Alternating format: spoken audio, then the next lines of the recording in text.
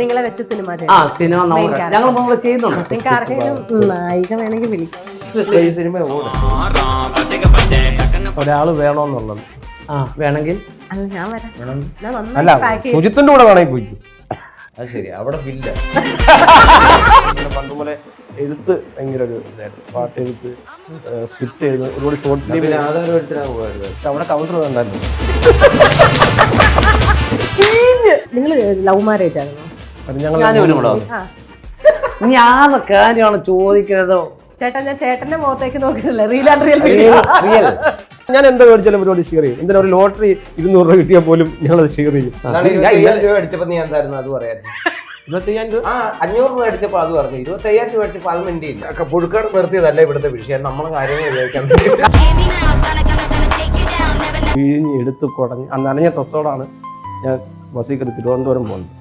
അന്ന് അവിടെ ചെന്ന് അത് കഴിഞ്ഞിട്ട് അണ്ണൻ പിന്നെ എന്നെ കൂടെ നിർത്തി. ഇതിനു മുമ്പ് ഇങ്ങനെ കാണുന്നുണ്ട്, അപമാനിച്ചു വിട്ട കേസുകളൊക്കെ ഉണ്ട്. അയ്യോ അതെന്താണ് നമുക്ക് ഒന്നാമത്തെ കാര്യം ഗ്ലാമർ ഇല്ലല്ലോ. തിരിച്ചൊന്ന് പെണ്ണ് കണ്ടേ, പെണ്ണ് കണ്ട് ചായ എല്ലാം കുടിച്ചെല്ലാം സെറ്റായി കഴിഞ്ഞപ്പം ആ കൊച്ചിന് മട്ടും പ്ലാനും ഒക്കെ മാറി. എന്നിട്ട് ആ കൊച്ചു പറയാ, ജോലി വല്ലതും ഉണ്ടോ? ഞാൻ പറഞ്ഞു ജോലിയൊന്നും ഇല്ല, ഇപ്പം ഞാൻ പെയിന്റിങ് പണിക്കണോ. +2 ഒക്കെ പാസ്സായില്ലേ? PSC ഒരു ബുക്ക് ചെയ്യാൻ എടുത്തോണ്ട് വരാമെന്ന് പറഞ്ഞിട്ട് ഇവിടെ PSC ബുക്ക് എടുത്തോണ്ട് വന്ന് എന്നെ കാണിക്കുക. ഞാൻ പെണ്ണ് കാണാൻ ചെന്നിരിക്കുക. രണ്ട് ഇത്രയും ക്വസ്റ്റ്യൻ ഇല്ലേ, ഇത് മൊത്തം കാണാതെ പഠിക്കണം. കാണാതെ പഠിച്ചിട്ട് ശരി എന്നാ കാണാമെന്ന് പറഞ്ഞിട്ട് ഇറങ്ങിപ്പോന്നു. ഞാൻ പെണ്ണ് കാണാൻ ചെന്നാണോ അതോ PSC കോച്ചിങ്?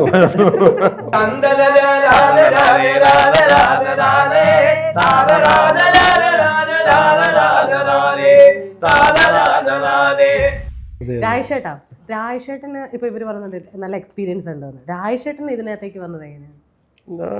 സ്കൂളിൽ പഠിക്കുന്ന കാലം മുതലേ എനിക്ക് ഏറ്റവും വലിയ ആഗ്രഹമായിരുന്നു.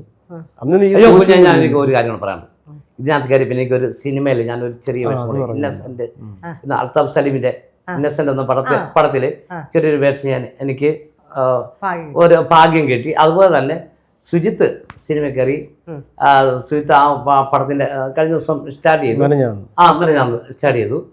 അത് അപ്പം എല്ലാം നമ്മൾ ഇതിനകത്ത് കയറി പിന്നാണ്. ഇനി കൊട്ടാരത്തിന് ചാൻസുകൾ കാത്തിരിക്കുന്നു. പിന്നെ ഞങ്ങൾ 3 പേരും കൂടെ ഒന്നിച്ച ഒരു സിനിമയില് സ്റ്റാർട്ടിങ് മുതൽ അവസാനം വരെ നിങ്ങളെ വെച്ച് സിനിമ സിനിമ ഞങ്ങൾ മുമ്പ് ചെയ്യുന്നുണ്ട്. ഞങ്ങൾ അതിന്റെ വർക്ക് നമ്മൾ നടത്തിക്കൊണ്ടിരിക്കുന്നു. ഞങ്ങളാണ് നിങ്ങൾക്ക് ആർക്കെങ്കിലും നായിക വേണമെങ്കിൽ വിളിക്കാം. അപ്പൊ നമുക്ക് അപ്പൊ നമുക്ക് ഈ സിനിമ ഓടണ്ടേ? ഓ ശരി ശരി, ഞാൻ രക്ഷപ്പെടും ചേട്ടാ. നിങ്ങൾ പറഞ്ഞല്ലോ പറഞ്ഞല്ലോ, ഞാൻ രക്ഷപ്പെടും. എന്റെ രക്ഷപ്പെടും. അല്ല ഞാൻ പറയട്ടെ, ഒരു പടത്തിൽ അഭിനയിച്ച ഉടനെ മൂലയിൽ ഇരിക്കാനാണോ ഉദ്ദേശം? ഇതായിരുന്നു നല്ലൊരു പരിപാടി ഈ ചാനലിൽ. ഇങ്ങോട്ട് മുൻപോട്ട് പോകുന്നത് ചെയ്താലും അല്ല, അതിനകത്തും തല കാണിക്കാലോ. കാണിക്കുന്നതിന് എന്തുവാ? പിന്നെ തല കണ്ടില്ലല്ലോ. പിന്നെ തല കാണും. എനിക്ക് സ്വന്തമായിട്ട് സ്ഥാപനം ഇല്ല. ഞാനിവിടെ ഒന്ന് ഇരുന്നാ പോരെ? അതാണ്. അത് ഞാൻ ഇത്രയല്ലേ ചോദിച്ചുള്ളൂ. നിങ്ങൾക്ക് പറ്റുന്ന ഒരു നായിക വേണോന്നല്ലേ ചോദിച്ചോളൂ. ഇവിടെ പ്രഗത്ഭരായ നമ്മൾ കാണാൻ കൊതിക്കുന്ന ആൾക്കാരെ കൊണ്ടുവന്ന് വെച്ച് ഇന്റർവ്യൂ ചെയ്ത് അത് നമ്മൾ കണ്ടുകൊണ്ടിരിക്കുന്നു. മതി ചേട്ടാ, എനിക്ക് നായിക ആവണ്ട. തള്ളി അങ്ങ് കൊല്ലും. അന്നേ പാട്ടാണ് സുഹൃത്ത്. എനിക്കറിയാം. ഞാൻ ചോദിക്കാം. എന്താ സംഗീത കോളേജില്ലേ? സംഗീത കോളേജ് എന്നെ ചോദിക്കുന്നുണ്ട്. രാജേഷേട്ടൻ ഇതിന് 7ാം ക്ലാസ് മുതലേ ഇങ്ങനെ ആയിട്ട് 5ാം ക്ലാസ് മുതലേ എനിക്ക് ഇങ്ങനെ ആഗ്രഹം. അന്നൊന്നും ഈ സോഷ്യൽ മീഡിയ ഒന്നും ഇല്ലല്ലോ. ഈ സ്റ്റേജിലൊക്കെ ഉള്ള ഉത്സവ പരിപാടിയിലൊക്കെ പോയി, നാടകത്തിലൊക്കെ പോയിരുന്ന് കാണാം, അപ്പൂപ്പൻ്റെ കൂടെ പോയിരുന്ന് കാണും. അപ്പൊ ഈ ആർട്ടിസ്റ്റുകളൊക്കെ വന്ന് നിൽക്കുമ്പോൾ ആൾക്കാർ ഇങ്ങനെ പൊതിഞ്ഞവരെ കാണാൻ വേണ്ടി നിൽക്കുമല്ലോ. അങ്ങനെ കാണുമ്പോ എനിക്കൊരു ആകാംക്ഷ. 7ാം ക്ലാസ് മുതൽ അപ്പൂപ്പൻ്റെ കൂടെ പോയിരിക്കുവായിരുന്നു. 7ാം മുതലല്ല, അതിന്റെ മുമ്പേ പോകും.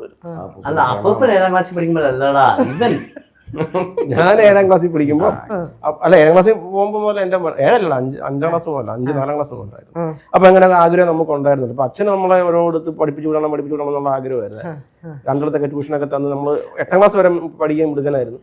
അത് കഴിഞ്ഞ് ഇങ്ങോട്ട് എനിക്ക് കലാഫീൽഡ് തലയ്ക്കകത്ത് കയറിയപ്പോൾ ഇതിനകത്ത് എങ്ങനെയെങ്കിലും കയറി രക്ഷപ്പെട്ടേ പറ്റൂ എന്ന് പറഞ്ഞാൽ പണ്ട് പോലെ എഴുത്ത് ഭയങ്കര ഒരു ഇതായിരുന്നു. പാട്ട് എഴുത്ത്, സ്ക്രിപ്റ്റ് എഴുതുന്നത്, ഒരുപാട് ഷോർട്ട് ഫിലിം. ആധാരം എടുത്തിട്ടാണ് പോയതായിരുന്നു. പക്ഷെ അവിടെ കൗണ്ടർ വേണ്ടല്ലോ.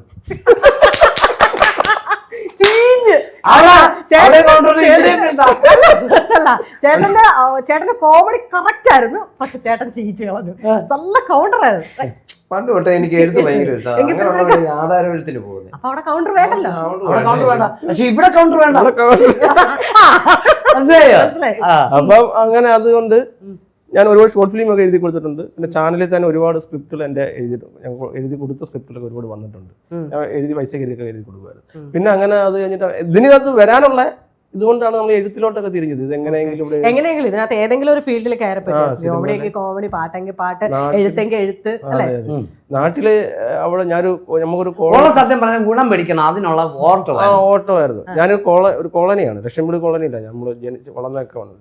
അപ്പൊ എല്ലാവരും എന്നെ കാണുമ്പോൾ ഞാൻ ഭ്രാന്ത് പിടിച്ച് പോകത്തേ ഉള്ളൂ ഇത് ഫീൽഡിൽ. കാരണം ഞാൻ ഒറ്റയ്ക്ക് നടക്കുമ്പോൾ യാത്ര ചെയ്യുമ്പോഴൊക്കെ കാര്യം പറയുക, ചിരി കളി ഒറ്റയ്ക്കാണ്. നമ്മൾ ഒരു കഥാപാത്രം നമ്മുടെ കൂടെ ഉണ്ട് എപ്പോഴും. ആ രീതിയിലുള്ള ഇത് സ്വപ്നങ്ങൾ കണ്ട് നടക്കുക. അപ്പോൾ വീടിന്റെ പുറകെ ഭ്രാന്ത് പിടിക്കത്തുള്ളൂ, പണിക്കും പോകത്തില്ല, ജോലിക്കും പോകത്തില്ല.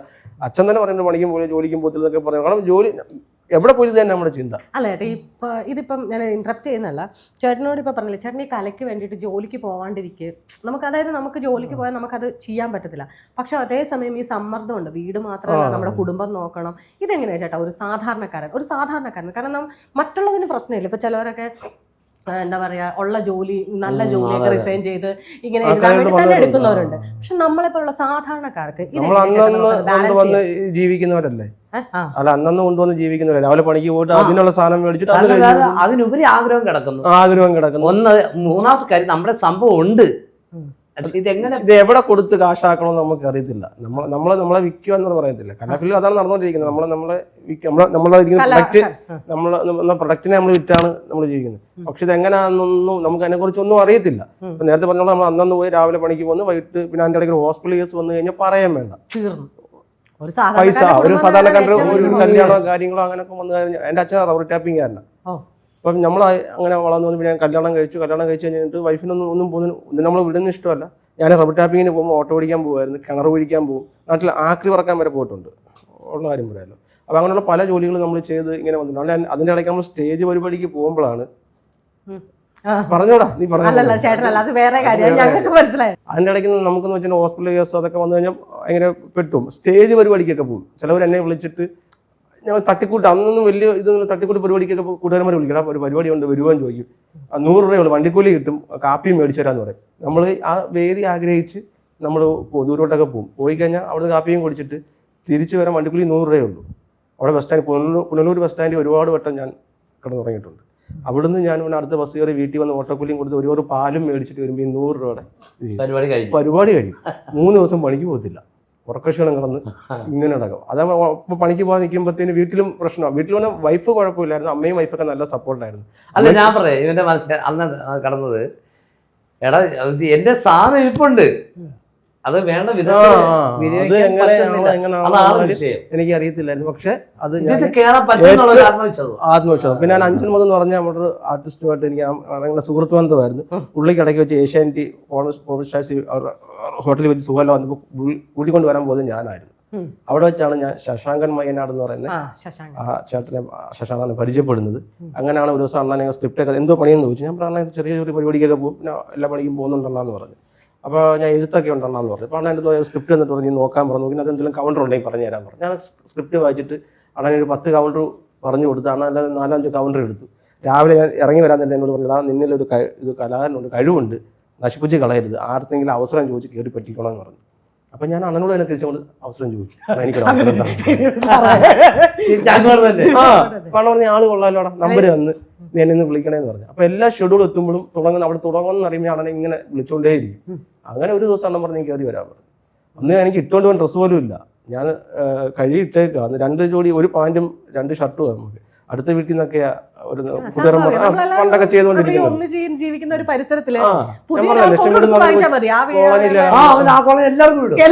അങ്ങനെ ചെയ്തിട്ടില്ല. അത് കഴിയാൻ ഇട്ടപ്പോഴാണ് അണ്ണൻ വിളിക്കുന്നത്. ഞാനത് നല്ല രീതിയിൽ ഇങ്ങനെ പിഴിഞ്ഞ് എടുത്ത് കുടഞ്ഞ് നനഞ്ഞ ഡ്രസ്സോടാണ് ഞാൻ ബസ്സിൽ കയറി തിരുവനന്തപുരം പോകുന്നത്. അന്ന് അവിടെ ചെന്ന് അത് കഴിഞ്ഞിട്ട് അണ്ണൻ പിന്നെ എന്നെ കൂടെ നിർത്തി. അപ്പം എനിക്ക് കൂടെ നിന്ന് അണ്ണൻ പറഞ്ഞിട്ടുമുണ്ടോ ഇത് എല്ലാം കണ്ട് പഠിച്ചോളാം എന്നൊക്കെ പറഞ്ഞിട്ടുണ്ട്. അങ്ങനെ കൂടി നിന്ന് പഠിച്ച് അങ്ങനെ നിന്ന് അതെങ്ങനെയാണ് വെമ്പറച്ചിരി വരുന്നത്. വെമ്പറച്ചിരിന്ന് പിന്നെ ഇവരുമായിട്ട് വന്ന് ഐറ്റം വേറെ വന്ന് എത്ര സ്കിറ്റ് ചെയ്ത് കാണും? ഞാൻ ചെയ്തത് ഒരെണ്ണം വെച്ച് ബാക്കിയെല്ലാം മെമ്പറായിരുന്നു. അല്ലടാ, എത്ര സ്കിറ്റ് ചെയ്ത് കാണുമോ? സ്കിറ്റോ ഏകദേശം 17 എണ്ണം കൊണ്ട് ചെയ്തു. ചെയ്തല്ലേ? അല്ല ചേട്ടാ, ചേട്ടൻ എന്നോട് പറഞ്ഞില്ലേ ഇവർ രണ്ടുപേരും ഇത്ര ചെയ്തുള്ളൂ.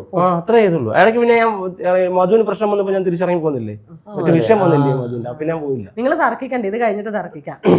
അല്ല പുള്ളി ഒരുപാട് ഉണ്ടെന്ന് വിചാരിച്ചേ, ഈ അത് സംശയം ഒത്തിരി ഒരുപാട് ഉണ്ടെന്നാണ് പുള്ളി വിചാരിച്ചേ. ഒരുപാടില്ല, ചെയ്തതെല്ലാം വെമ്പറായിരുന്നു. അല്ല നല്ല ഭയങ്കര സാധനങ്ങളൊക്കെ ഹിറ്റായിരുന്നു. ചെയ്തതെല്ലാം ചെയ്തതല്ല. മനുഷ്യനും ചെയ്തതല്ല. ഇപ്പം ഇവരെ രണ്ടുപേരെ ശ്രദ്ധിക്കാൻ കാരണം എന്ന് പറയാൻ ഇപ്പൊ ചേട്ടൻ പറഞ്ഞ ഈ അനുഭവത്തിന്റെ ഒരു ഇതല്ലേ. കാരണം ചേട്ടൻ ഇപ്പൊ ആദ്യം ചെന്നപ്പോൾ ശശാങ്കൻ ചേട്ടൻ കൂടെ നിർത്തിയെന്ന് പറയുമ്പോൾ പോലും നമ്മൾ അവിടെ അത്രയൊക്കെ ഒരു ഫ്ലോറിലൊക്കെ ചെല്ലുമ്പോൾ നമുക്ക് എല്ലാം അത്ഭുതമാണ്. അത് കൊച്ചു കുഞ്ഞ് ഒരു വലിയ സാധനം ഒരു കടയിലേക്ക് പോകുന്ന പോലെ ഒരു കുഞ്ഞു കൊച്ചു ലുലു, ഫോർ എക്സാമ്പിൾ ഞാൻ പറഞ്ഞത് ലുലു മാള് കണ്ട അയ്യോ നമ്മളിത് കണ്ടിട്ടില്ല, പക്ഷെ നമുക്കിതൊക്കെ അറിയാം, ഇങ്ങനെയൊക്കെ കേട്ടിട്ടുണ്ട്. ആ ഒരു അത്ഭുതത്തിൽ ചേട്ടൻ നിന്ന് അതേ സ്ഥാനത്ത് കണ്ടതുകൊണ്ടാണ് ഇവരെ തീർച്ചയായിട്ടും. പിന്നെ ശശാങ്കാണ് ഞാൻ ഒരു ഇന്റർവ്യൂ കഴിഞ്ഞിടയ്ക്ക് പറഞ്ഞില്ലേ, ഒരു വേദി അന്ന് നമ്മളിവിടെ വന്നില്ലേ, കലാമണി ഞാൻ അന്ന് പറഞ്ഞില്ലേ, ശശാങ്കൻ അന്ന് എന്നെ എന്നുള്ള വ്യക്തിയല്ല പുള്ളി കണ്ടേ, പുള്ളിയാണ് അത് കണ്ടത്. പുള്ളിയെ കണ്ടുകൊണ്ടാണ് പണ്ട് പുള്ളി പോയി അവസരം ചോദിക്കുന്ന ഒരു ഇതുണ്ടല്ലോ, ആ ഒരു ചിന്ത പുള്ളിയുടെ മനസ്സിലുള്ളത് കൊണ്ടാണ് ഞാൻ പറഞ്ഞപ്പോൾ പുള്ളി വാന്ന് പറഞ്ഞത്. പിന്നെ ഈ ഇവരെ കാണുന്ന പറഞ്ഞാൽ നേരത്തെ പറഞ്ഞില്ല, ഭാഗ്യം ഈ കലാഫീൽഡ് എന്ന് പറഞ്ഞാൽ ഭാഗ്യം കൂടെ വേണം, കഴിവ് മാത്രമല്ല ഒരു ഭാഗ്യം കൂടെ വേണം. ഭാഗ്യം ഒരു ടൈമാണ്. പിന്നെ എല്ലാത്തിനും അതിൻ്റെ ഞങ്ങൾക്ക് കിട്ടിയ ആ ഈ സമയം ഞങ്ങൾ നല്ല രീതി വിനിയോഗിച്ചു, നല്ല രീതി നമ്മളത് ശ്രമിച്ചോണ്ടിരിക്കും. ഞാൻ പറഞ്ഞില്ലേ, ഇപ്പൊ പുള്ളി വണ്ടി എടുത്തു, ഞാൻ കാർ എടുത്തു, ഹരിക്കുട്ടൻ കാർ എടുത്തു, അതെല്ലാം ഞങ്ങള് ഈ ഇതൊക്കെ നമ്മുടെ സ്വപ്നങ്ങളാണ്. നാട്ടിൻപുറത്ത് ഞാൻ പറഞ്ഞ ചെയ്യാത്ത ജോലികളൊന്നുമില്ല, ഞങ്ങൾ 3 പേരും ചെയ്യാത്ത ജോലികളൊന്നുമില്ല. അപ്പൊ അവിടുന്ന് നമുക്ക് സ്വന്തമായിട്ട് ഈ കാറ് വരെ എടുക്കാൻ പറ്റുന്നുണ്ട്. 9 രാജ്യങ്ങൾ, ഉഗാണ്ട ഉൾപ്പെടെ 9 രാജ്യത്ത് നമ്മൾ ഒരിക്കലും സ്വപ്നം കണ്ടതല്ല. ഗൾഫിൽ പിന്നെ നമ്മൾ ജോലിക്ക് പോലും ഒരു സ്ഥലത്തല്ലേ പോകാൻ പറ്റൂ. ഇത് ഗൾഫ് പല രാജ്യങ്ങളിൽ പോയി, ഉഗാണ്ടയിൽ പോയി, ഇപ്പൊ അമേരിക്ക പോകാൻ വേണ്ടി ഇരുന്നപ്പോഴാണ് യുദ്ധം നടക്കുന്നത്. ഓണത്തിന് അവര് 1.5 മാസം ഞങ്ങളുടെ ഫുൾ ബ്ലോക്ക് ചെയ്തിട്ടിരിക്കുക. മെയ് 15-ാം തീയതി കുവൈറ്റ് ഉണ്ടായിരുന്നു, അതും ഈ യുദ്ധം കാരണം പോയതാണ്. ആസ്ട്രേലിയ ഷോ ഉണ്ട്. ഇതെല്ലാം നമുക്ക് ഇത് ഈ ഫീൽഡിൽ നിന്ന് കിട്ടും. ഒരാൾ വേണമെന്നുള്ളതാണ്. എന്തോ കേട്ടില്ല. ബാഗ് പാക്ക് ചെയ്യാൻ മനസ്സിലായി, ഒരാള് വേണമെന്നുള്ളത്. വേണമെങ്കിൽ അല്ല, സുജിത്തിന്റെ കൂടെ വേണമെങ്കിൽ പോയിക്കൂ. അത് ശരി, അവിടെ ഫില്ല. അതെനിക്കറിയാം, ഞാൻ ചോദിക്കാം, ഞാൻ പറയാം. സുരാഷേട്ടാ, ഈ ഇടയ്ക്ക് നിങ്ങളൊരു കട തുടങ്ങി, പൊടിയൻ കൊച്ചേട്ടന്റെ കട. ചേട്ടൻ ചായക്കട. ശരി ചേട്ടാ, ശരി മോലാലേ. നിങ്ങൾ 3 പേരും കൂടെ നിങ്ങൾ ഒറ്റയ്ക്കാണോ? അല്ല, ഞങ്ങൾക്ക് 3 പേർക്ക് ഒരേ സ്ഥാപനം ഉണ്ടായിരുന്നു. പുള്ളിക്കുണ്ട് തുണിക്കടയുണ്ട്, എനിക്കൊരു പുഴുക്കട ഉണ്ടായിരുന്നു. നിന്ന് പുഴുകുന്ന പുഴുക്ക്, കപ്പ പുഴുക്ക്, ചേമ്പ്, ചേന. ഞാൻ പറയാം, കാച്ചില്, ചേന, ചേമ്പ്, വാഴക്ക, ഏത്തക്ക എല്ലാം കൂടെ ഇട്ടിട്ട് ഒരു പുഴുക്ക്. ഉള്ള കാര്യം ഞാൻ പറയാം, അതിപ്പോ നിർത്തി അത് ഹെൽത്തുകാർ വന്നിട്ട് വിഷയങ്ങളൊക്കെ ഉണ്ടാക്കി. അത് ഹെൽത്ത് ഇല്ലാത്ത ഫുഡാണെന്ന് പറഞ്ഞു. അതല്ല, ഓപ്പൺ ഏരിയ വെച്ചിട്ട് ഫുഡ് ചെയ്യുന്നതിന്റെ ചെറിയൊരു സംഭവമൊക്കെ ഉണ്ടായിരുന്നു, തീർച്ചയായും വിഷയം ഉണ്ടായിരുന്നു. അതുകൊണ്ട് എനിക്കറിയത്തില്ല. പിന്നെ അത് തന്നെയല്ല, ആ കട ഒരു സേഫ്റ്റി ഇല്ലാതെ ഒരു ബുദ്ധിമുട്ട് അങ്ങനെ. പിന്നെ അത് അവര് പറഞ്ഞുകൊണ്ട് ചിലപ്പോ അങ്ങനെ പറഞ്ഞുകൊണ്ട് നിർത്തിയതല്ല. അല്ല, ഇത് ഞാൻ എൻ്റെ ഒരു അനുഭവം വെച്ച് പറയാം. സുഹൃത്ത് പറഞ്ഞ കറക്റ്റ് കാര്യം. നമ്മളിപ്പോ ഒരെണ്ണം തുടങ്ങുമ്പോഴേ ഹെൽത്തുകാര് വരുന്നതിനേക്കാൾ അപ്പുറം നമ്മളെ ഉപദ്രവിക്കുന്ന ഒരുപാട് പേരുണ്ട്. അല്ല, അത് ഞാൻ കണ്ടിരുന്നു. ചേട്ടന്റെ കടയിൽ ഒരിക്കൽ മോഷണം പോയി, പിന്നെ ഭയങ്കര ഭീഷണി, അതൊക്കെയാണ് ഞാൻ. അല്ല, ഹെൽത്തിന്റെ കാര്യം എനിക്ക് ഇത് വിഷയം വന്നേ, നമ്മുടെ കടയും പൊട്ടിക്കാൻ പരമാവധി നോക്കിയാ. ആ വന്ന ഹെൽത്തുകാർ നമ്മുടെ അടുത്ത് പറഞ്ഞത്, ഈ കംപ്ലൈന്റ് ചെയ്ത ഹോട്ടൽ ഉൾപ്പെടെ നമ്മൾ പറഞ്ഞിട്ടുണ്ട്, കംപ്ലൈന്റ് ചെയ്ത ആൾക്കാർ ഉൾപ്പെടെ നമ്മുടെ നമ്മളുടെ സ്നേഹം കൊണ്ട് പറഞ്ഞിട്ടുണ്ട്, രാജേഷ് ഇത് ഇന്ന ആളാണ് ഞങ്ങൾക്ക് ഇങ്ങനെ പറഞ്ഞിങ്ങനെ പറഞ്ഞു. അവർ നമുക്ക് ഇവിടെ കുഴപ്പമൊന്നുമില്ല. അതുപോലെ തന്നെ സുജിത്തിന്റെ ഇപ്പം കട തുടങ്ങിയപ്പോൾ അത് എങ്ങനെ പൂട്ടിക്കണം? ആൾക്കാർ ഭക്ഷണം കഴിക്കുന്നതല്ലേ, പക്ഷെ കച്ചവടം ചെയ്യുന്നവരുണ്ട്. ഇത് നമ്മളെ അതാ ഞാൻ പറഞ്ഞേ, കച്ചവടം ചെയ്യുന്നവരുണ്ട്. ഇത് നമ്മൾ തുടങ്ങിയതായതുകൊണ്ട് മറ്റുള്ളവർ. ഞാനിങ്ങനെ പണ്ടേ ഇവിടെ എറണാകുളത്ത് തൊട്ടടുത്ത് ഞാൻ ഒരു കാര്യം പറയട്ടെ, തൊട്ടടുത്ത് തമിഴന്മാര് കച്ചവടം ചെയ്യുന്നു, ഇഷ്ടംപോലെ കൊച്ചിയിൽ ഇതിനൊക്കെ വണ്ടി. നമ്മുടെ നാട്ടിലുള്ള നമ്മുടെ പഞ്ചായത്തിലുള്ള നമ്മൾ എന്തെങ്കിലും ഒരു സംരംഭം തുടങ്ങുമ്പോഴാണ് വിഷയം. ഇതുപോലെ ആക്രമണം നമുക്ക് കിട്ടിയിട്ടുള്ളത് ഒരുപാട് ആക്രമണം. നിനക്ക് സഹായമാണ് കിട്ടിയത് നാട്ടിൽ നിന്ന്. അതെ, ഉപകാരം അവർ സപ്പോർട്ട് ചെയ്തു. അതാണോ മെയിൻ പ്രശ്നം നിർത്താൻ കാരണം? അതാണ് മെയിൻ പ്രശ്നം. അങ്ങനെ പിന്നെ ഇപ്പൊ അടുത്ത് ഞാനൊരു ഇതുപോലെ കെട്ടിപ്പുറക്കി ഒരു കടയൊക്കെ ഉണ്ടാക്കണം. അത് നമ്മൾ പെട്ടെന്ന് ഉണ്ടാക്കാൻ പറ്റത്തില്ലല്ലോ. എനിക്ക് പിന്നെ കോന്നിയിലും കാണാൻ തുടങ്ങണം. ഞാൻ അവിടുന്ന് അങ്ങ് മാറ്റുക. കോന്നിയിലും കാണാൻ വിടണോ? അല്ല ചേട്ടാ, ഞാനിപ്പോ ഇത് ഇന്റർവ്യൂല് തമാശയായിട്ട് പറഞ്ഞല്ല, ഇവിടോട്ട് ഷിഫ്റ്റ് ചെയ്യൂ. ഇവിടെ എത്ര ഫുഡുകൾക്കൊക്കെ ഞാൻ പറയാം അറബിക് അല്ല അവിടെ അതുപോലെ നോക്കാൻ ആള് വേണം. ഇവിടെ അവിടെ ആകുമ്പോ ചേട്ടന്മാരും പെങ്ങന്മാരും ഉണ്ട്, മനസ്സിലായില്ലേ? ഇവൻ എപ്പോഴും അവിടെ പോയിരിക്കുന്നു, സുജിത്ത് എപ്പോഴും അവിടെ പോയിരിക്കുന്നില്ലല്ലോ. ഇപ്പൊ അച്ഛന് സോറി ചേട്ടന്മാരുണ്ട്, 4 പേരുണ്ട്. പിന്നെ അവരുടെ ചേട്ടത്തിമാരുണ്ട്, അവരുടെ മക്കളുണ്ട്. ഓ എല്ലാരും വന്ന് നോക്കി. അവര് വന്ന് നോക്കി. ആ പുഴുക്ക് തീർന്നല്ലോ. അപ്പൊ ഞാന് എന്നാ പിന്നെ വീട്ടിൽ പുഴുക്ക് എല്ലാവർക്കും കൊടുക്കാം. കച്ചവടം ചെയ്യണ്ട. ചേട്ടാ ഹെൽപ്പ് ചെയ്യുന്ന ആൾക്കാരെ പേരിടുമ്പോ തന്നെ ഞാൻ അല്ല ഹെൽത്തിൽ നിന്ന് ആള് വരുന്നത് ചേട്ടാ. അവരെ ഹെൽത്തിൽ നിന്ന് അവരൊരിക്കലും നമ്മളെ ഉപദ്രവിക്കാൻ വരുന്നതല്ല. നമ്മളെ ഉപദ്രവിക്കുന്നത് നമ്മുടെ ആ ചുറ്റുവട്ടത്തുള്ള നാട്ടുകാർ അവര് ചെയ്തിട്ടാണ്. എല്ലാവരും അല്ല ഞാൻ പറയുന്നത് കേട്ടോ. ഇന്റർവ്യൂ കേട്ടിട്ട് ഞങ്ങൾ എന്ത് ഉപദ്രവം വേണ്ടി നാട്ടിൽ നാളെ കയറി വരുന്നത് അങ്ങനെയല്ല. കുറച്ച് പേരുണ്ട്. വേറെ അങ്ങനെയൊക്കെ തന്നെയാണ്. ബിസിനസ് അല്ലേ, അങ്ങനെയൊക്കെ തന്നെയാണ്. ഓക്കെ, മേഖലയിലും ഇങ്ങനെയൊക്കെ തന്നെയാണ്. ഇനി ഇപ്പൊ ചേട്ടാ ബിസിനസ് തന്നെ എല്ലാ മേഖല ഇങ്ങനെയൊക്കെ തന്നെയാണ്. നമുക്കൊക്കെ നല്ല സപ്പോർട്ടായിരുന്നു ഉള്ള. ഈ ഹോട്ടലുകാരുടെ ഉപദ്രവമല്ലാതെ ഉള്ളായിരുന്നു. ബാക്കി ജനങ്ങളിലൊക്കെ നല്ല സപ്പോർട്ടായിരുന്നു. അത് ഭയങ്കര വൈറലായിരുന്നല്ലോ, ഞാൻ കണ്ടിരുന്നു. കടയുടെ തൊട്ട് താഴെ ഒരു മെമ്പറൊക്കെ ഭയങ്കര ഹെൽപ്പായിരുന്നു. അത് സുജിത്തിന്റെ കട ഭയങ്കര സംഭവമാണ് നമ്മൾ തുടങ്ങിയത്. ഞങ്ങൾ 3 പേരും പോയി ഭയങ്കര ജനമാണെന്ന് ഭയങ്കര ഇന്റർവ്യൂ ഇതുപോലെ അല്ലേ, ക്യാമറകളെല്ലാം വെച്ച് ഭയങ്കര സംഗതികളായിരുന്നു. പക്ഷേങ്കിൽ അതാണ് ഞാൻ ചോദിച്ചത്. ഇപ്പോഴാണ് ഞാൻ അല്ല സുജിത്തിന്റെ ഒരു എനിക്ക് തോന്നിയിട്ടുണ്ട്, അല്ലെങ്കിൽ തോന്നിയിട്ടുണ്ടോന്ന് എനിക്കറിയാം. എനിക്ക് തോന്നിയൊരു നെഗറ്റീവ് ഉണ്ട്. ഇപ്പൊ ഒന്നും തുറന്നു പറയാറില്ല. ഇപ്പം ഇത് ഈ പറയുമ്പോഴാണ് നമ്മൾ അറിയുന്നത്. എന്ത് വിഷയമായാലും ഇയാൾ ഒന്നും തുറന്നു പറയാറില്ല. ഞാൻ ഒരു ദിവസം ഞാൻ പറയട്ടെ, ഇത് പറയുമ്പോഴാണ് നമ്മൾ അതിന് പ്രതികരിച്ച്. ഞാൻ പറയട്ടെ, ഈ 3 പേർക്കും അവരുടേതായിട്ടുള്ള പിന്നെ ഒരുപാട് പ്രശ്നങ്ങളുണ്ട്. അവ ഇനി ഒന്നുകൂടെ അവരുടെ മണ്ടയ്ക്കോട്ടെ ഷെയർ ചെയ്യുക എന്നുള്ളൊരു സംഭവം ഉണ്ടല്ലോ, സുഹൃത്ത് പറയണ്ടേ ഇത്. ഞാനൊരു ഷർട്ട് മേടിച്ചു കഴിഞ്ഞാൽ ഒന്നി ഫോണിൽ കൂടെ വിളിച്ചു പറയും, അല്ലെങ്കിൽ ആദ്യം കാണുമ്പോൾ പറയും എങ്ങനെ ചോദിക്കാറുണ്ട്. അങ്ങോട്ടുണ്ട്. പുള്ളി അതൊന്നുമില്ല. ഒരു ദിവസം ഞാൻ ഒരു ആശംസ വീഡിയോ ഒരു ആശംസ വീഡിയോ ആണ്, ഒരു പാട്ടാണ് ഇയാള് പോസ്റ്റ് ചെയ്ത് ഫേസ്ബുക്കിൽ ഇട്ടു. ഞാൻ ആളിനെ വിളിച്ചു ചോദിച്ചു, ഇത് ആറ് വീട്ടിലിരുന്ന് ഇത് ചെയ്തേ. അപ്പൊ ആളി പറഞ്ഞു, ഓ അവന്റെ വീട്ടിലൊന്നുമല്ല, വേറെ ഏതോ വീട്ടിൽ. കാരണം അവന്റെ വീട്ടിൽ എന്ന് പറഞ്ഞാൽ അവന്റെ ഇപ്പൊ സെറ്റ് കാര്യങ്ങളൊക്കെ മേടിച്ചു. ഇതൊന്നും ഞങ്ങൾ അറിഞ്ഞിട്ടില്ല. വീടിന്റെ പറയണമെന്നല്ല പറഞ്ഞേ, നമ്മൾ ഷെയറിംഗ് ഉണ്ടോടാ. ഞാൻ എന്താ മേടിച്ചാലും പരിപാടി ഷെയർ ചെയ്യും. എന്തിനാ ഒരു ലോട്ടറി 200 രൂപ കിട്ടിയാൽ പോലും ഞങ്ങളത് ഷെയർ ചെയ്യും. 25,000 രൂപ അടിച്ചപ്പോ നീ എന്തായിരുന്നു അത് പറയായിരുന്നു? 25,000 രൂപ 500 രൂപ അടിച്ചപ്പോ അത് പറഞ്ഞു. 25,000 രൂപ അടിച്ചപ്പോ അത് മിണ്ടിയില്ല. ഞാൻ പറഞ്ഞിട്ടുണ്ടോ ഇല്ലെന്ന് ചോദിച്ചു നോക്കും. ഞാൻ ഇത് പൈസ തീർന്നു കഴിഞ്ഞു. 40,000 രൂപ അതൊന്നും ഞാൻ ഒന്നും പറഞ്ഞിട്ടില്ല. ഞാൻ അടിച്ചു അല്ല, ഞാൻ അതുകൊണ്ട് പറഞ്ഞില്ലായിരുന്നു. ചേട്ടാ അങ്ങനെ തീർന്നു കഴിഞ്ഞിട്ടെങ്കിലും പറഞ്ഞല്ലോ. 50,000 രൂപ ലോട്ടറി അടിച്ചപ്പോ ഞാൻ പറഞ്ഞു, 40,000 രൂപ ലോട്ടറി അടിച്ചപ്പോ ഞാൻ പറഞ്ഞു, 25,000 പൈസ ഉള്ളപ്പം പറഞ്ഞാലല്ലേ എനിക്ക് ഇവന്റെ 500 രൂപ വാങ്ങിക്കാൻ.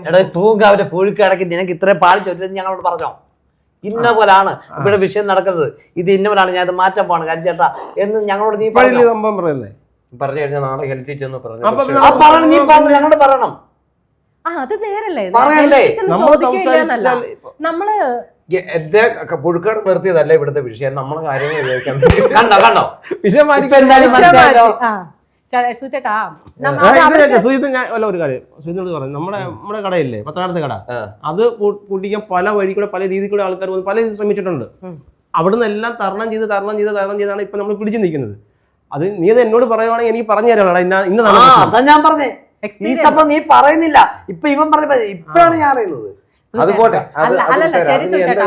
അതൊക്കെ ശരി. പക്ഷെ എന്റെ ഭാഗത്തു നിന്ന് ഒരു ഉപദേശം കൂടെ, അത് ഉപദേശമല്ല, നിങ്ങൾ 3 പേരും ചങ്കായിട്ട് നിൽക്കുമ്പോൾ അവർക്ക് അതിപ്പോ അവര് ഈ 2 കാര്യങ്ങൾ കേട്ടപ്പോ അതല്ല ശരി. ഞാൻ വേറൊരു കാര്യം കൂടെ പറയാം. ഇവര് പറഞ്ഞെന്നും പറഞ്ഞോണ്ട് ഇവരും ചിലപ്പോ അത് സെറ്റാക്കി തരും. എനിക്ക് അതല്ല, എനിക്ക് കോന്നിൽ എവിടെയെങ്കിലും നല്ലൊരു കട സെറ്റ് ആക്കണം. എനിക്ക് പിന്നെ ഒരു ചിന്താഗതി കൂടെ ഉണ്ട്. ഇനി അവിടെ എനിക്ക് കട ചേട്ടൻ ചിന്തിക്കുന്നതിൽ 2 കാര്യമുണ്ട്.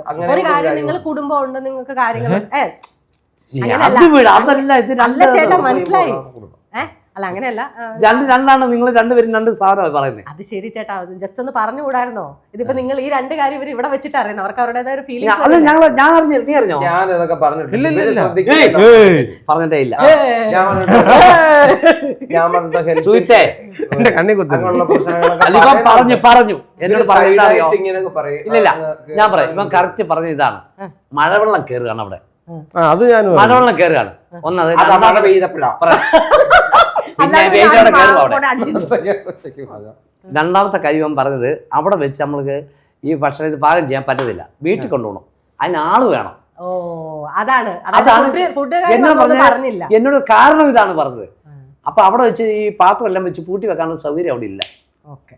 അപ്പൊ ഞാൻ പറഞ്ഞാ അങ്ങനെ ഒരു കാര്യം ചെയ്യും, അങ്ങനെ ഒരു സാധനം ഒരു കട പോലെ എന്തൊരു സെറ്റ് എന്നിട്ട് അത് തുടങ്ങാം. അത് എന്തായാലും തുടങ്ങാം. അപ്പൊ ഇനി ഉദ്ഘാടനം പുതിയ പുഴുക്കുകട ഞാൻ വരും തീർച്ചയായിട്ടും ഉദ്ഘാടനത്തിന് എന്നെ വിളിക്കണം. ഓക്കെ, അത് കോംപ്രമൈസ് ആയല്ലോ.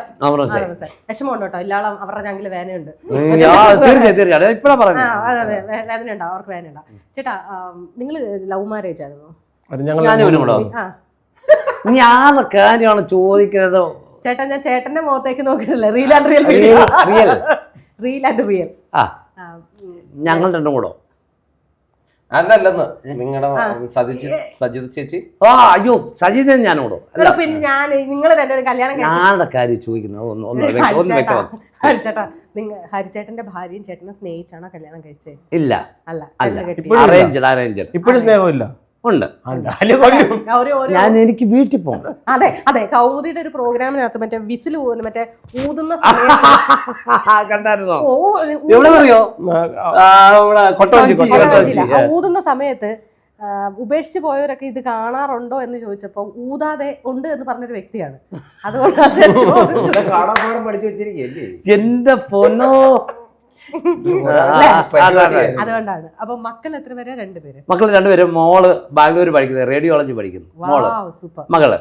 മോൻ +2 കഴിഞ്ഞു.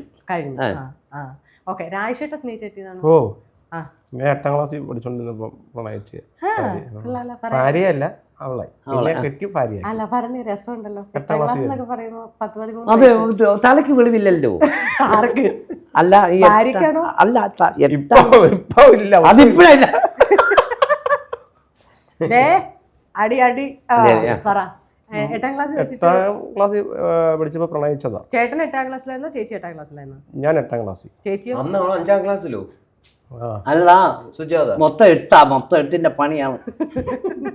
ചേച്ചി എത്രയിലായിരുന്നു ഞാൻ പ്രണയിക്കുമ്പോഴോ? അല്ല, ഞാൻ 9ലാന്ന് തോന്നുന്നു. 8 കഴിഞ്ഞിട്ട് അല്ലല്ല, 8 കഴിഞ്ഞ സ്കൂൾ അടയ്ക്കത്തില്ലേ? സ്കൂൾ അടയ്ക്കുന്നത് ഞാൻ പറഞ്ഞില്ലേ, കോളനിയിലാണ് അവള് താമസം പറഞ്ഞില്ലേ. അപ്പൊ എന്റെ വീട് നേരെ ഓപ്പോസിറ്റ് വീട്ടിലാണ് ഇവരുടെ വൈഫിന്റെ മാമന്റെ വീടാ. സ്കൂൾ അടയ്ക്കുമ്പോൾ വെക്കേഷൻ അവിടെ നിൽക്കാൻ വന്നേ. അന്നേരം അവർ വീട്ടിലേ ഉള്ളൂ അന്ന് ടി വി എന്ന് പറഞ്ഞാൽ അന്ന് മറ്റേ വലിയ ഡിഷാൻഡിന്, അത് ഏഷ്യാന്റെ സൂര്യയും ദൂരദർശനും അല്ല, വേറെ ഒന്നും ഇല്ലല്ലോ. അപ്പൊ രാത്രി ഫുള്ള് വീട്ടിൽ അവിടെ നിന്ന് സിനിമ കാണും. അപ്പൊ ഞാൻ ഇങ്ങനെ നോക്കി സിനിമയല്ല കണ്ടത്, ഇപ്പൊ കണ്ടത് സുജാതയാണ്. അങ്ങനെ കണ്ട് ഞാൻ ഇങ്ങനെ പെങ്ങടുത്ത് ഇങ്ങനെ പറഞ്ഞിട്ട്, എന്റെ പെങ്ങടുത്ത് എനിക്ക് ഇഷ്ടമെന്ന് പറയണെന്ന് പറഞ്ഞു. അവള് പറഞ്ഞു ഞാനൊന്നും പറയത്തില്ലെന്ന് പറഞ്ഞു. പിന്നെ ഞാനിങ്ങനെ പറഞ്ഞു. പിന്നെ അതിങ്ങനെ നീണ്ട് ഇങ്ങനെ പോയി. പിന്നെ കല്യാണ സമയം ഇങ്ങനെ ആയപ്പോഴത്തേനും ഞാൻ ഇങ്ങനെ ഒരു ദിവസം ചെന്നിട്ട് അടുത്ത് ചോദിച്ചു കല്യാണം കഴിക്കാൻ എനിക്ക് താല്പര്യമുണ്ടെന്ന് പറഞ്ഞു. അപ്പോൾ അവളെ ആങ്ങള ആയിട്ട് ഞാൻ നല്ല സുഹൃത്ത് ബന്ധമായിരുന്നു. പറഞ്ഞ അണ്ണനോട് ചോദിക്കാൻ പറഞ്ഞു. ഞാൻ അവനോട് ചോദിച്ചു എനിക്കിതുപോലെ പെങ്ങളെ ഇഷ്ടം കെട്ടിച്ചിരുന്നു. അപ്പോൾ പുള്ളിക്കാരൻ പറഞ്ഞ് അമ്മയോട് ചോദിക്കാൻ പറഞ്ഞു. ഞാൻ അവളുടെ അമ്മയോട് ചോദിച്ചു. അമ്മയോട് ചോദിച്ചപ്പോൾ അവർ അമ്മ പറഞ്ഞു നിന്റെ വീട്ടിൽ തന്തയും തള്ളയൊക്കെ അല്ലേ, അവർ വന്ന് ചോദിക്കട്ടെ എന്ന് പറഞ്ഞു. ഞാൻ വീട്ടിൽ സംസാരിച്ചു, അവർ പോയി ചോദിച്ചു. അങ്ങനെ കലഞ്ഞൂര് അമ്പലത്തിൽ വെച്ച് കല്യാണമായിട്ടായിരുന്നു. ഇതിനിടയ്ക്ക് വേറെ ആരും പ്രേമിച്ചില്ല, കാരണം ആ സമയത്തൊന്നും ഇഷ്ടമെന്ന് പറഞ്ഞില്ലല്ലോ. എന്ന് അതിന് മുമ്പൊക്കെ? അതിന്റെ മുമ്പ് സ്കൂൾ ജീവിതമല്ലേ, ഞാൻ പറഞ്ഞത് നിങ്ങൾ തമ്മിൽ ഇഷ്ടത്തിലായെന്ന് പറഞ്ഞാലും വിവാഹം കഴിക്കുന്നുള്ള ടൈമൊന്നും ആയില്ലായിരുന്നല്ലോ. വിവാഹം കഴിക്കണം എന്നുള്ള ടൈമിലേക്കൊന്നും വന്നില്ലായിരുന്നു. 8ാം ക്ലാസ്സിൽ പഠിക്കുമ്പോഴോ? ഓ, അവിടെ 8 കഴിഞ്ഞ് ഇങ്ങനെ പ്രണയിച്ചില്ലേ കല്യാണം? മുമ്പോട്ട് പോയില്ലോ. അന്നേരം പ്രണയം ഉണ്ടായിരുന്നു. ലാൻഡ് ഫോൺ ഉണ്ട്. വേറെ പ്രണയം ഉണ്ടായിരുന്നു ചോദിച്ചാൽ അതിന് വേറെ പ്രണയിക്കാൻ ഒരാളുള്ളപ്പോ പിന്നെ എടുത്തു വെച്ചോട്ടെ, ഇത് എഴുതി വെച്ചോണേ. എനിക്കൊരു കൗണ്ടർ കേൾക്കാൻ വേണ്ടി. ആ സ്നേഹം തന്നെ ഇങ്ങനെ ആസ്വദിച്ചോണ്ടിരിക്കുമ്പോൾ പിന്നെ വേറെ സ്നേഹത്തിന്റെ പിന്നെ സാറ് താങ്കളൊരു മാന്യ. പിന്നെ നമ്മൾ ഇവിടം വരെ എത്തിയത് എൻ്റെ അടുത്ത് പലവരും ചോദിച്ചിട്ടുണ്ട്. ഞങ്ങളുടെ ഭാഗത്ത് ഞാനാണ് ആദ്യം കല്യാണം കഴിക്കുന്നത്. പ്രായത്തിലല്ല 22ാമത്തെ വയസ്സ് കഴിഞ്ഞപ്പോഴാണ് കല്യാണം കഴിക്കുന്നത്. അപ്പോൾ എൻ്റെ അടുത്ത് ചോദിച്ചു നീ നേരത്തെ കല്യാണം കഴിക്കണ്ട, കാരണം നമ്മുടെ സ്വാതന്ത്ര്യം നഷ്ടപ്പെടില്ലേ, കറങ്ങാൻ പോകാൻ പറ്റത്തില്ല അങ്ങനെയുള്ള. പക്ഷെ എനിക്ക് ഈ നിമിഷം വരെ എനിക്ക് അങ്ങനെ തോന്നിയിട്ടില്ല. 22ാം വയസ്സ് നീ കേട്ടി? 22 അല്ലെന്ന് ഞാൻ പറഞ്ഞു കേട്ടോ. ഞങ്ങളുടെ ഭാഗത്ത് ഞാൻ ആദ്യം വിവാഹം കഴിക്കുന്നത്. അപ്പൊ അവിടെ ആരും വിവാഹം കഴിച്ചിട്ടില്ല ഇതുവരെ. ഞാൻ പ്രായം എന്ന് പറഞ്ഞു ഞങ്ങളുടെ ഇരുപത്തിരണ്ടാമത്തെ വയസ്സ്. 22ാമത്തെ വയസ്സ്. അല്ല സുഹൃത്ത് ബന്ധങ്ങൾ ഒരുപാട് പേരുണ്ട്. ആ ഗ്യാങ്ങിൽ നിന്ന് ഞാൻ അല്ലേട്ടാ ഞാൻ നിങ്ങളുടെ ചേട്ടനെയും ചേച്ചിനെയും ഇത് കണ്ടിരുന്നു. നല്ല രസമുണ്ട്, നല്ല രസമായിട്ടാണ് ആ ചേച്ചിയുടെ. നല്ല family. അതുകൊണ്ടാണ് ഞാൻ എടുത്തു ചോദിച്ചത്. അല്ലാണ്ട് ചേച്ചി എന്നോട് എനിക്ക് ഇതുവരെയ്ക്കും വേറെ ജീവിതം തിരിപ്പൊന്നും ഉണ്ടാക്കാൻ മോശമായി. ഇപ്പൊ നമ്മളെ നേരത്തെ കല്യാണം കഴിച്ചു. ഞാൻ സ്വാതന്ത്ര്യം ഉണ്ടല്ലോ, കല്യാണം കഴിഞ്ഞാൽ നമുക്ക് അങ്ങോട്ടും ഇങ്ങോട്ടും പോകാൻ പറ്റില്ല, കുടുംബം നോക്കണം, ടൂറിന് വളരെ സുഹൃത്തുക്കൾ എന്തൊക്കെ ടൂറിന് പോകും, കറങ്ങാനൊക്കെ പോകുമ്പോൾ നമുക്കൊന്നും പോകാൻ പറ്റില്ല. പക്ഷെ അങ്ങനെ എനിക്ക് എല്ലായിടത്തും സ്വാതന്ത്ര്യം, അവിടെ എല്ലാം അവിടെയൊക്കെ പോകുന്നു. എൻ്റെ സുഹൃത്തുക്കൾ ചോദിച്ചിട്ടുണ്ട്, നിനക്ക് ഇപ്പോഴേ കെട്ടണ്ടെന്ന് തോന്നിയിട്ടുണ്ടോ ഇങ്ങനെ കറങ്ങാനൊക്കെ പറഞ്ഞു. ഞാൻ എനിക്ക് ഈ നിമിഷം വരെ അങ്ങനെ തോന്നിയിട്ടില്ല. കാരണം ഭാര്യ സുജാത ആയതുകൊണ്ട് എനിക്കിത് ഇപ്പോഴേ വേണ്ടെന്ന് തോന്നിയില്ല. അതുകൊണ്ട് ഇപ്പം ഇനിയിപ്പോൾ ഒരു 3-4 വർഷം കഴിയുമ്പോൾ മൂത്ത മോളെ കെട്ടിച്ചു വിടാം. പിന്നെ മൂത്ത മോള് കെട്ടിച്ചു വിടുന്നു. ഇപ്പോഴല്ല, 3 വർഷം കഴിയട്ടെ, 3-4 വർഷം കഴിയട്ടെ, ഒരു ജോലിയൊക്കെ 18 വയസ്സല്ലേ ആയുള്ളൂ. 12 വയസ്സ് അല്ല, ഞാൻ പറഞ്ഞു 3-4 വർഷം കഴിയട്ടെ. 12 വയസ്സ് 12 വയസ്സ് കഴിഞ്ഞു. മോളിപ്പോ എന്തോ പഠിക്കാൻ വേണ്ടി അത് +2 കഴിഞ്ഞിട്ട് നിൽക്കുകയാണ്. അപ്പൊ AIBCA കോഴ്സിന് പോകാനുള്ളത്. ഞാൻ കേസ് പറഞ്ഞത് നല്ല കാര്യമാണ് കേട്ടാ, നല്ലതാണ്. അതിന് വിടാനുള്ളത്. സുഹൃത്തേട്ടൻ എന്നോട് ഇളയാളുണ്ട് കേട്ടോ, 10ാം ക്ലാസ് 10ാം ക്ലാസ് എഴുതി.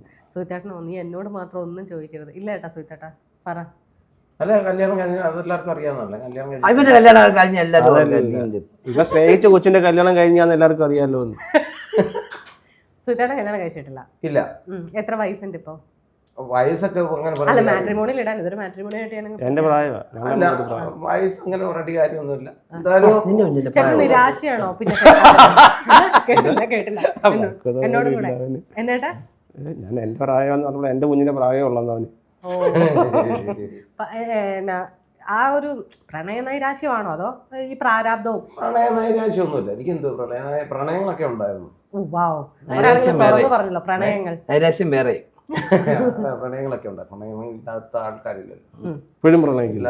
വീട്ടിലായാലും ഞാനൊരു പ്രണയിച്ചൊരു കോച്ചിനെ വീട്ടുകാരോടും പറഞ്ഞു എനിക്ക് ഇഷ്ടമായിരുന്നു, ചേരണമെന്നൊക്കെ പറഞ്ഞു. അവർ പറഞ്ഞ് പറ്റത്തില്ല അങ്ങനെയുള്ള കാര്യങ്ങളൊക്കെ പറഞ്ഞു. അത് വീട്ടുകാരോട് ഇപ്പോൾ എന്തെങ്കിലും കല്യാണ കാര്യം പറയുമ്പോഴും ഫസ്റ്റ് ഞാൻ എടുത്തിട്ട് ഉടക്കത്തരും. എന്റെ ആഗ്രഹത്തിന് നിങ്ങൾ അന്ന് നിന്ന് അത് ഒരു ഭയങ്കര ഒരു ഫീലായിരുന്നു അത്.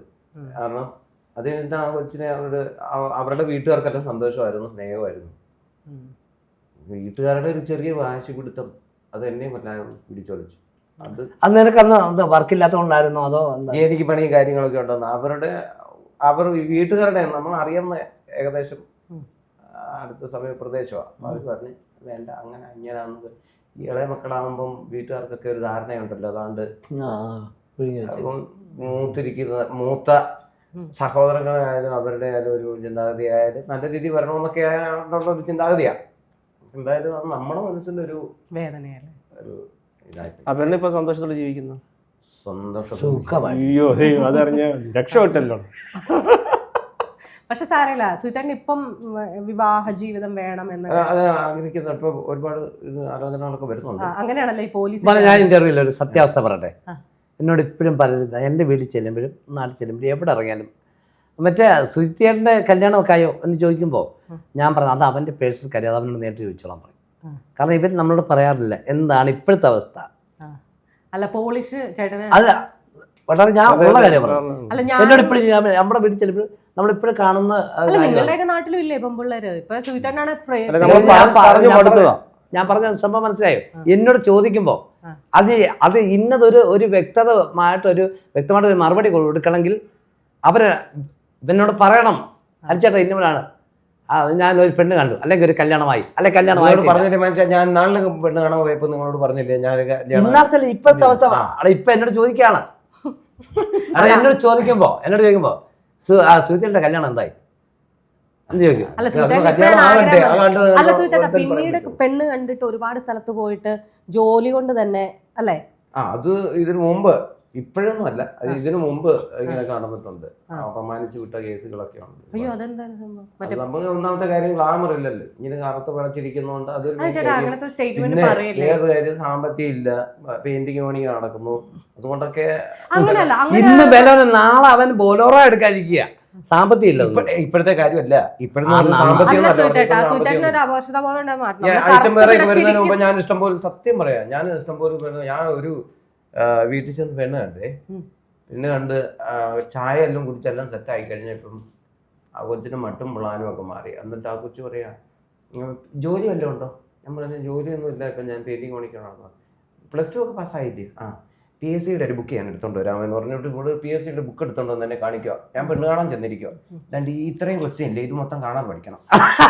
കാണാൻ പഠിച്ചിട്ട് 25-ാം തീയതി ഒരു പരീക്ഷയുണ്ട്, അതൊന്ന് അറ്റൻഡ് ചെയ്യണം.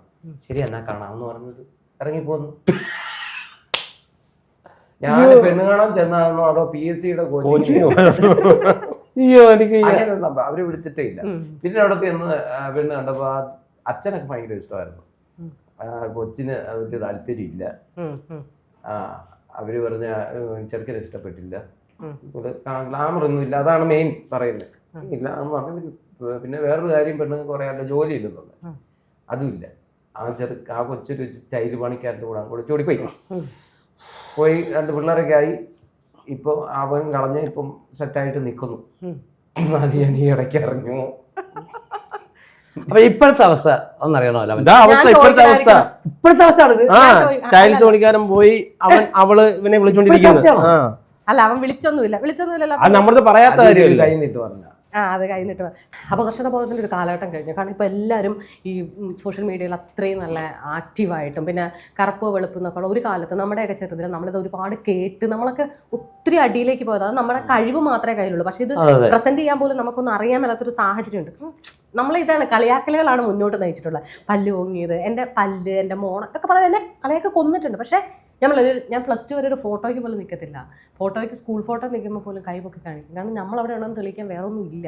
നമുക്ക് അത്രയും ഒരു അവസ്ഥയിലാണ്. അപ്പോൾ പക്ഷേ ഇന്ന് അങ്ങനെയല്ല. നിങ്ങൾക്ക് പണമുണ്ട് എന്ന് വെച്ചാൽ നിങ്ങളുടെ പണം നോക്കി വരണം എന്നല്ല, പണമുണ്ട്, സൗന്ദര്യമുണ്ട്, നമുക്ക് നമ്മുടേതായ ഒരു വ്യക്തിത്വമുണ്ട്. അപ്പോൾ എന്താണെങ്കിലും ഇനിയും രാജേട്ടനും ഹരിച്ചേട്ടനും നോക്കേണ്ടത്, സുചേട്ടനും ഇപ്പോൾ കല്യാണം കഴിക്കാൻ താല്പര്യമൊക്കെ ഉണ്ട്. നല്ല നല്ല ആലോചനകളൊക്കെ നിങ്ങളായിട്ട് തന്നെ കൊണ്ടുപോവുക. ചേട്ടൻ സമ്മതിക്കും, ഒന്ന് നിർബന്ധിച്ചാൽ മതി. നിർബന്ധിച്ച് അലിയുന്ന മനസ്സാ അല്ലേ? അലിയത്തില്ലേ? അതെ. അപ്പോൾ ഇനി നമുക്ക് സംഗീത കോളേജ് പഠിച്ചതാണോ ഇല്ലയോ എന്ന് ഞാൻ ഒന്ന് ടെസ്റ്റ് ചെയ്യട്ടെ.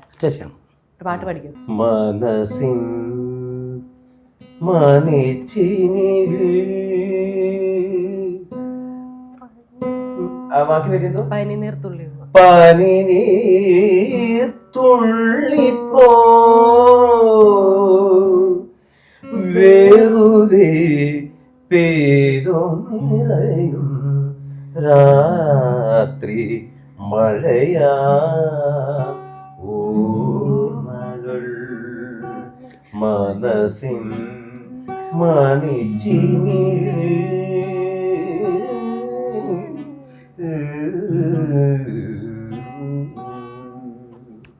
ചേട്ടൻ ഞാൻ പറഞ്ഞ വിശ്വസിച്ചിരുന്നു. പിന്നെ ചേട്ടൻ പാട്ട് പാടാൻ പറയില്ല. ഇതൊക്കെ അറിയാതെ പിടിച്ചത്.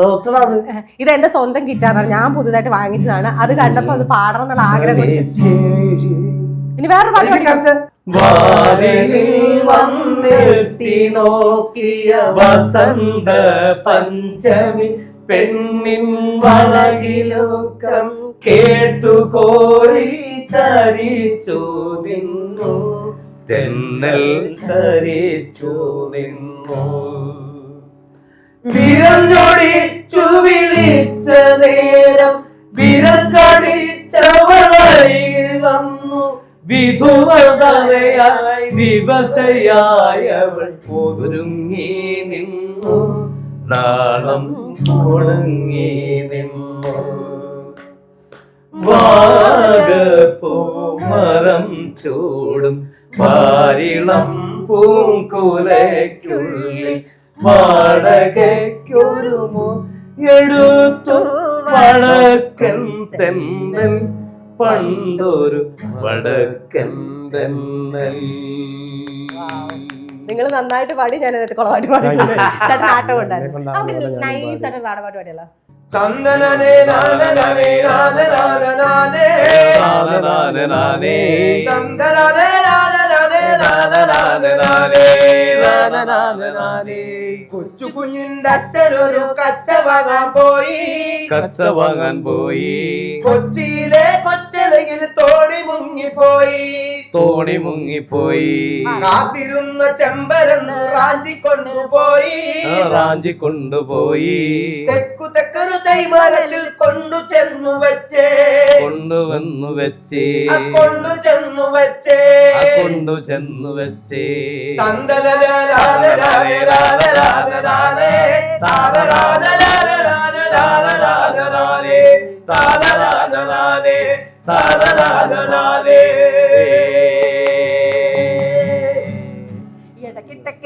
എന്നോട് മിണ്ടിയ നിനക്കെന്താടി നിനക്കെന്താടി ചെയ്തോ? ചേട്ടാ കേട്ടാ സൂപ്പറാണ് ചേട്ടാ താങ്ക് യു. ഇത്രയും നിങ്ങളുടെ ഭയങ്കര തിരക്കിനിടയ്ക്ക് നാളെ നിങ്ങൾക്ക് എന്താ പറയാ ഷൂട്ടുണ്ട്. നമ്മൾ ഒന്നും തന്നെ സംസാരിച്ചിട്ടില്ല ശരിക്കും പറഞ്ഞാൽ. നിങ്ങളുടെ എല്ലാ ഇടയിൽ നിന്ന് കൗണ്ടർ അടിച്ചും ഇങ്ങനെ ഭയങ്കര രസകരമായിട്ടും എൻ്റെ കൂടെ പറപ്പുകളോട് കുറച്ച് നേരം സംസാരിക്കാൻ പറ്റിയത് ഭയങ്കര സന്തോഷമുണ്ട്. അതുപോലെ തന്നെ സുചേട്ടാ നിങ്ങളുടെ കൂടെ കട്ടക്ക് നിൽക്കുന്ന 2 മനുഷ്യന്മാരുണ്ട്. പ്രശ്നങ്ങൾ എല്ലാവരുടെയും ജീവിതത്തിലുണ്ടാവും, അല്ലെങ്കിൽ നല്ലതും ചീത്തയും എല്ലാം നമ്മൾ ഷെയർ ചെയ്യുമ്പോൾ ഒരു വെച്ചാൽ കുറേ കൂടി ഒരു റിലീഫ് ഉണ്ടാവും. ഓക്കെ, അപ്പം ഇനിയിപ്പോൾ അടുത്ത പ്രാവശ്യം ചേട്ടൻ്റെ പുഴുക്കുകട നന്നായിട്ട് വരട്ടെ. നിങ്ങളുടെ എല്ലാം എന്താ പറയുക അമേരിക്ക പോക്ക് റെഡി ആവട്ടെ. സുചേട്ടൻ്റെ കല്യാണം വിളിക്കണം. അപ്പം ഹാപ്പി. Thank you. അപ്പോൾ ഒരുപാട് സന്തോഷം. ഞങ്ങൾക്കും അതുപോലെ ഉള്ളൂ. റീൽ ആൻഡ് റിയൽ മീഡിയ വളരെ ഗംഭീരമായി തന്നെ ഈ ചാനൽ മുൻപോട്ട് പോകട്ടെ എന്ന് ആശംസിക്കുന്നു. പ്രത്യേകിച്ച് ശരണ്യക്കും കൂടുള്ള ക്രൂവിനും മൊത്തത്തിൽ വളരെയേറെ സന്തോഷം. നിങ്ങളുടെ വളർച്ച ഞങ്ങൾക്ക് കൂടെ കാണാൻ കഴിയട്ടെ. ഞങ്ങളുടെ 3 പേരുടെ എല്ലാവിധമായ ആശംസകളും അറിയിക്കുന്നു. Thank you. Thank you.